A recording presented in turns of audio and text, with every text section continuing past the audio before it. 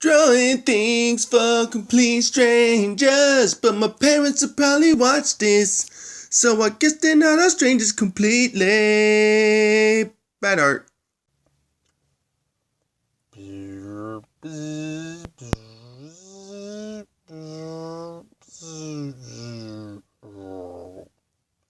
Yellow! Another episode of Bad Art. It's another episode of Bad Art, where I be drawing some things and I be talking some things. You can watch it, you can listen. Sketching. People, I'm just sketching. Another episode of Bad Art. Maybe you can watch and learn a lesson. B-A-D.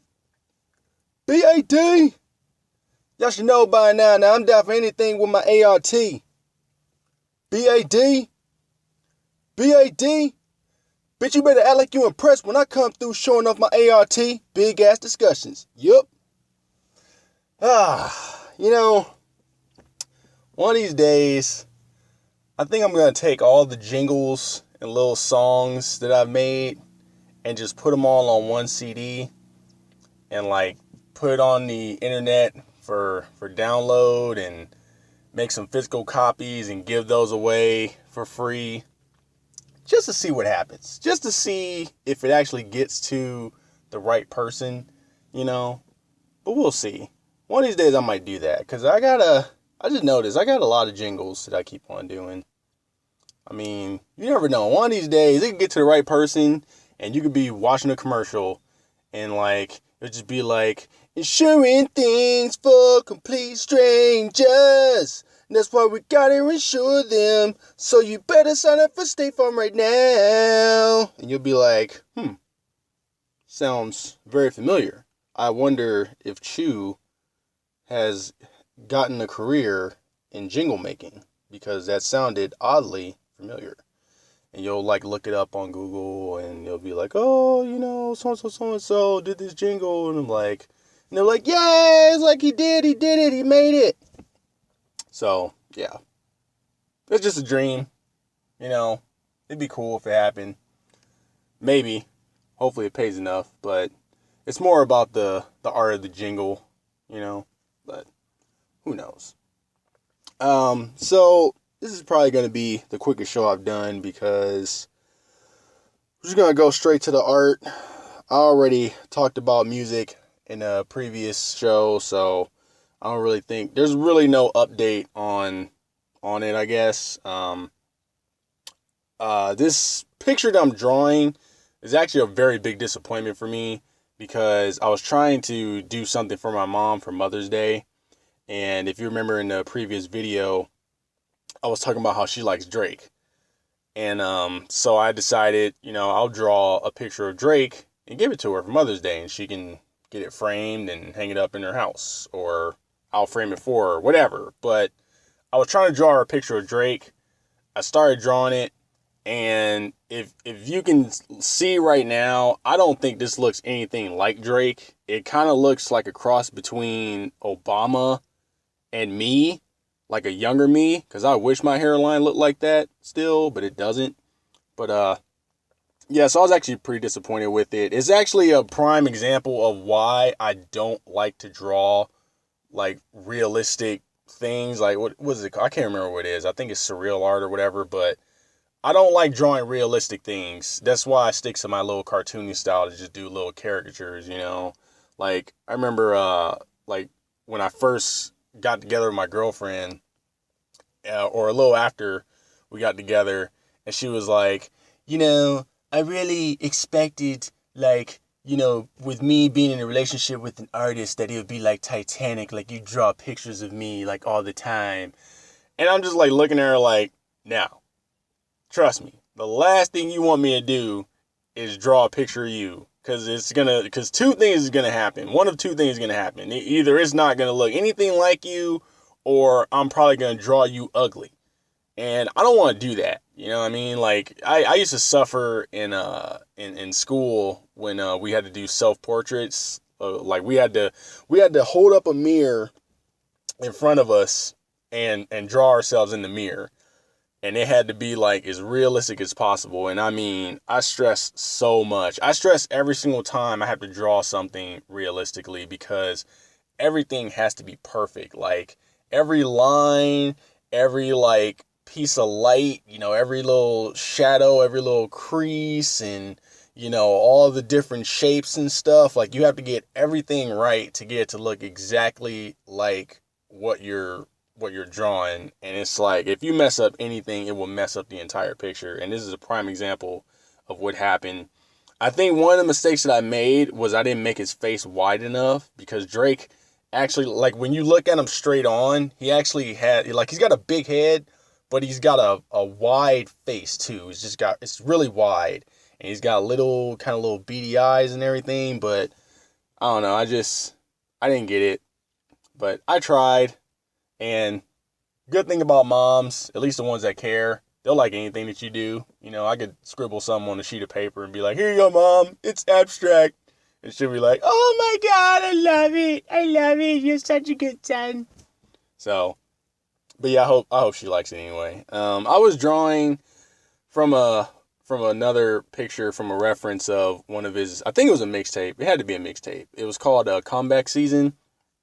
And I really like the way that picture looks, just like the colors of it and the whole balance of everything, and just how he like has that straight look and he looks all suave, Like, I'm like, don't get me wrong, I am very comfortable in my sexuality. I love women. I love them to death. But I am so comfortable with my sexuality that I am not ashamed to admit when a man looks attractive. And Drake is an attractive looking man. And I think one of the reasons why he's so attractive is because if you look up pictures of Drake, he like has all kind of different pictures from different angles. Like, there's ones where he's not paying attention. There's ones where he's posing, and it's like, it's that balance that works, because the ones where he's not paying attention, where it's not like a fixed picture, he's not that good looking. He's kind of got like an awkward looking type of face when he's not paying attention, or when like a certain amount of light hits him. It just doesn't look right. But like, when he does like the little photo shoots and stuff, when everything's set up, he mostly like looks good, and I guess it's like Photoshop and makeup and all that other crap, but whatever it is, he's a good looking dude overall. And let that be a lesson to all you selfie junkies out there, where you take like 30 something pictures of yourself to get just the right one. Try taking some pictures like just out of the blue. Those pictures where people just kind of get you awkwardly or whatever, where your eyes half closed, where you look like you're drunk or something, where you're about to drool. You might want to take those pictures and post those anyway to have people look at them. So that way everybody gets the full spectrum of what you look like. And that way, when you keep on doing all these selfies and people see you in person for the first time and they're not all shocked like, you're like, "What? What's wrong? Do I not look attractive?" And they're like, no, babe, you look attractive. It's just, you scare me, you don't look like you do in your picture. You know what I'm saying? Like, you gotta kind of show the full spectrum of your face when you're trying to show your face off, So I try to remember to do that myself too. But I don't really take that many pictures of myself. But just to all you selfie junkies out there, food for thought. So, let's get back to my mom for a bit. Let's talk about her. I am not going to say that I have the best mom in the world, because everybody says that about their moms that they like and love, and I think it's kind of corny. So, but I will say that I truly believe to this very day that my mom is an angel. Like, if I was walking with my mom one day and a beam of light shot down and dragged her up to the sky, I would be like, "Yeah, all right, I understand. I see. I know why." You know what I mean? Like, or if I walked in on her one day and like you just saw some wings like shoot under her shirt real quick so I didn't see it, like I'd be like, yeah, I'm not surprised about that. You are an angel, Mom, because she's a very nice lady, very hard-working woman, nice, strong, independent woman as well, very loving, loves her husband, loves her kids. Well, me mostly. I mean, let's be honest, I am the favorite out of the bunch, so oh, I hope they're not watching this right now, because they're probably getting all mad. But, yeah. My mom's always been there for me and her other kids, and I appreciate her for it. She's always kept me in line, kept me from living up to the stereotypical angry black man that flips out on everybody and snaps their neck out in public and embarrasses themselves and ran around, got like 10 and 15 different kids from like 8 different women and everything like that, so she's kept me in line. She's kept me on the straight and narrow. Sometimes maybe she tried a little too hard, because I don't know if you guys know it or not, but I do have a pretty horrible sailor mouth. I mean, I have a mouth that'll put a sailor to shame, and that's mainly because I do not curse around my parents. It is very rare for me to curse around my parents, because I just have so much respect for them that I just find it disrespectful to do that.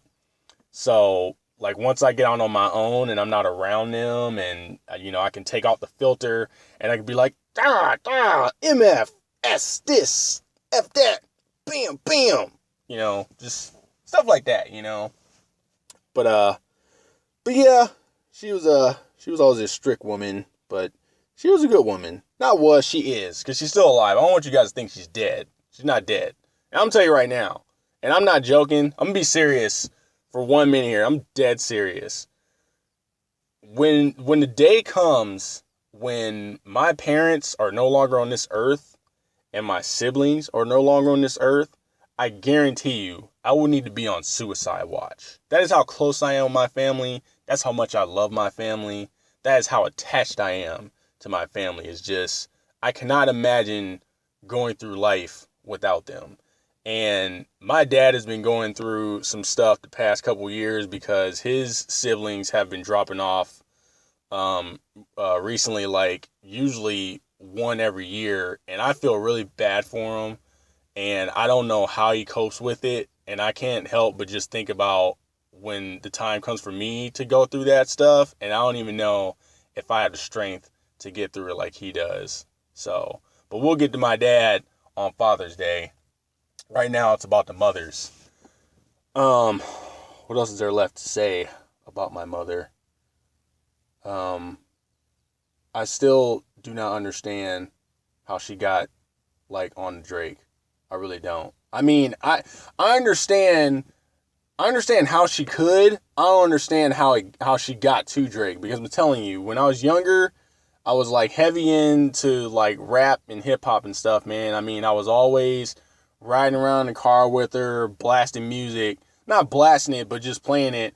And I mean, I mainly had to do that because I used to go shopping with my mom a lot, and my mom shops like no other. And I'm not just talking about walking around the store buying clothes. I'm talking about going to rummage sales. I'm talking about going to Goodwill, estate sales, just all anything, thrift stores, anything she could like find a sale on, like she was going and she was buying it. And I mean, you gotta think, as a kid, I don't want to go shopping for clothes, man. And if I do, I know what I want. I want to grab it and go. You know what I mean? Like when I was younger, you go shopping for clothes with her. It's like, I want these jeans, I want that shirt, and I want these shoes. It's like, oh, well, okay, well, let's try them on first and make sure they fit. And I'm like, Jesus, Mom, they fit. Let's just get them and get the heck out of here. I'm tired. I'm ready to go. Let's go look at toys. She's like, no, you gotta try them on. And, so we kept on having to do that crap. And that probably plays a part in how I dress now, because I really still throw on clothes. I throw on whatever and just walk outside. I still do not like test my clothes out in the stores. Like, it was one time I bought a pair of jeans and I bought them like way too big, but I was like convinced that they would fit. I was like, oh, they'll fit, and I'll just put a belt on if they don't. And I got home, put the jeans on, and they weren't fitting at all. Like, I literally could just like step into them, pull them up, and they would fall right back down. There was no like keeping them on. I was wearing like basketball shorts under them to kind of like expand my waist a little bit. That didn't help either. And I just immediately like snapped back to my mom, just be like, you gotta try it on. I'm like, dang it, she was right. So yeah, but I still do not try my clothes on, Mom. I go and buy them. I'm a 32 waist. I know that much, and I wear extra large shirts. So yeah, and my shoe size is probably 11. That's another thing. Shoes. We used to go shopping for shoes. So like, I don't know about you guys, but when I was younger, I mean, I'm not going to say that we were poor, but we definitely weren't rich. We were probably like just into the level of middle class in my family. And I'm the youngest of 5 kids. So, it's not just me that my parents have to worry about. They got to worry about 4 other kids, right? But I'm in school, and my idol is Michael Jordan, and Michael Jordan's coming out with shoes, and all the kids in school are getting these shoes, and they look tight. I want a pair for myself. And I'm like, Mom, we got to go to the store. We got to get Jordans. And she's like, all right, let's go and get your Jordans. You know, I think they look cool too. And like, we go up in the store. I go and find my size. I actually try these on. I'll try some shoes on, cause shoes is important, okay? Gotta try the shoes on. Clothes can kick rocks. Shoes, I try them on. They gotta fit. So I go in there, find my size, get the shoes, and she's like, these look good. And I'm like, yeah, they do. They look real good, don't they? Yeah, I'm about to go play some basketball, right? And then, like, she takes the display shoe off and looks at it more closely and sees the price tag. And she's like, nope, we're not getting that. And I'm like, what, no, you know, and she's like, I'll be damned if I pay over $100 for some tennis shoes. And I was like, Mom, they're Jordans. They have to cost over $100. She's like, no, we're not getting these. I can get you, like, 5 pairs of Converse for that much money. And I'm like, I don't want Converse. All the kids are wearing Jordans, and I want to wear Jordans like the other kids. And she's like, no.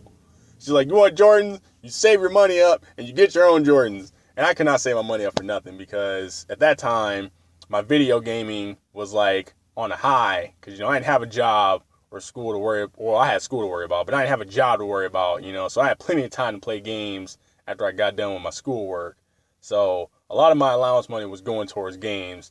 And back in those days, you think games are expensive now. They were really expensive back then.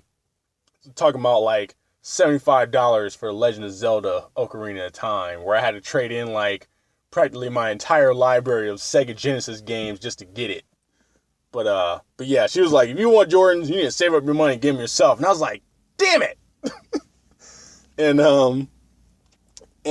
So I ended up getting Converse, and like for years, man, I'm telling you, for years, I had to get tortured by all these kids walking around getting Jordans. And my friend, one of my best friends, Mike, he always got Jordans. He was one of those kids where his parents or his mom always got him Jordans.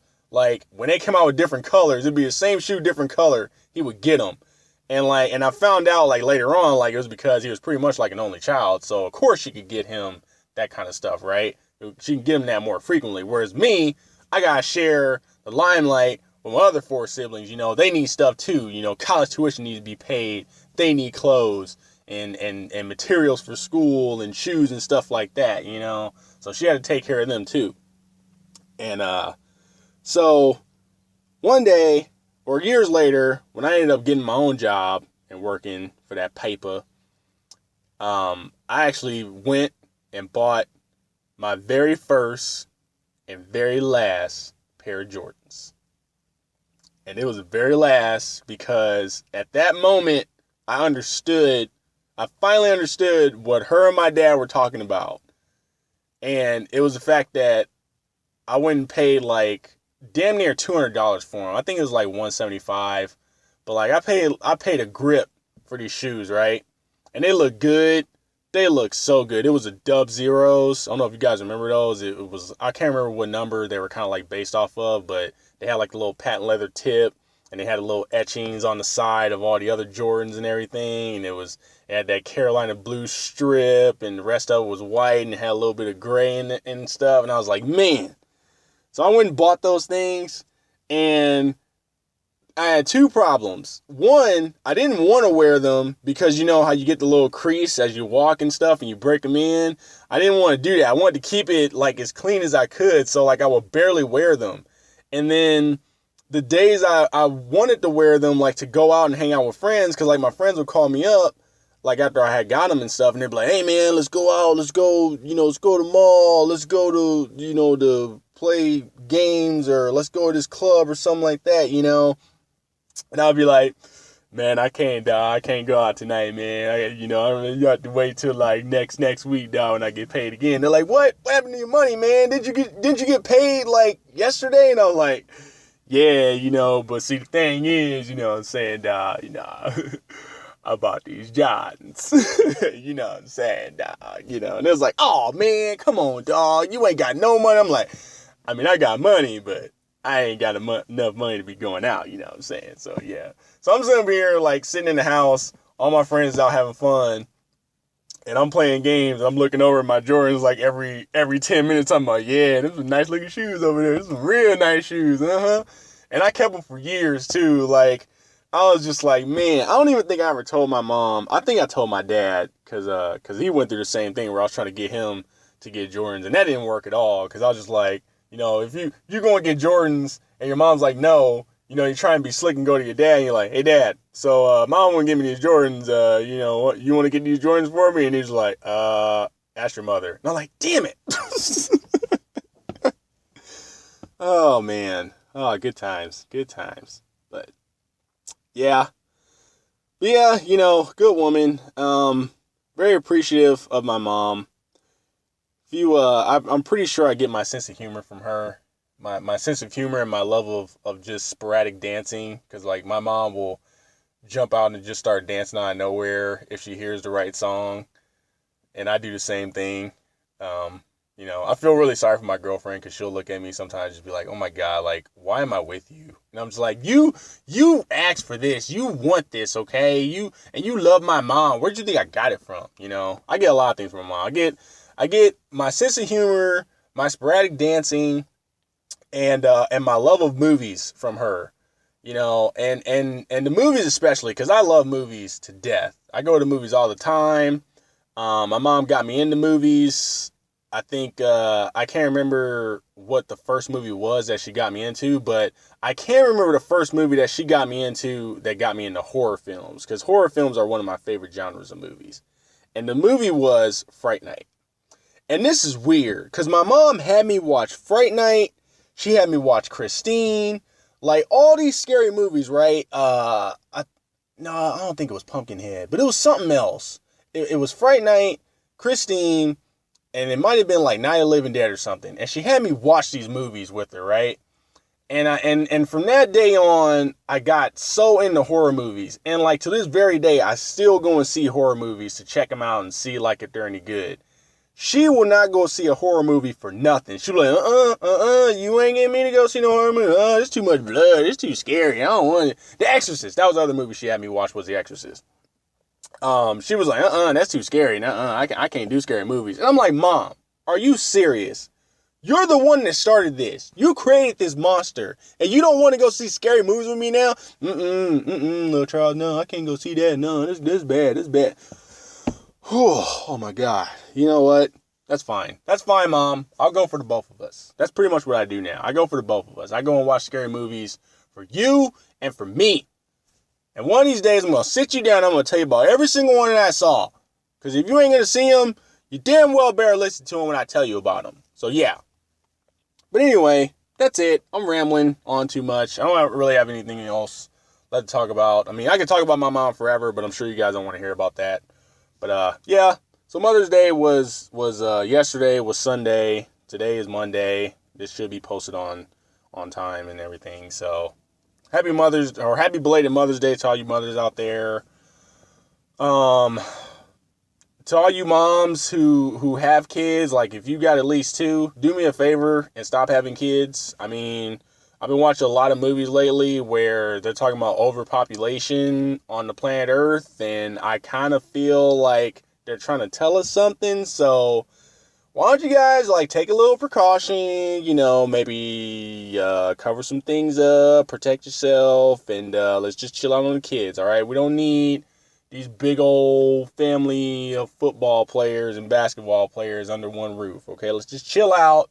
Let's let the earth breathe a little bit. Let's get a little bit of breathing room around here and let, you know, and just chill a little bit. Just chill. Give me like a year, not even me. Give the earth a year to just chill with all the pregnancies and stuff, all right? So anyway, that's going to be about it. Talk to you guys on the next one. You can find me on Twitter at the Chewels, TheChewels. What else? I think that will about do it. Yes, there's nothing else. Talked about drawing. Talked about this stuff. Talked about that stuff. Yeah, that was bad, but it could have been worse. And I'm out.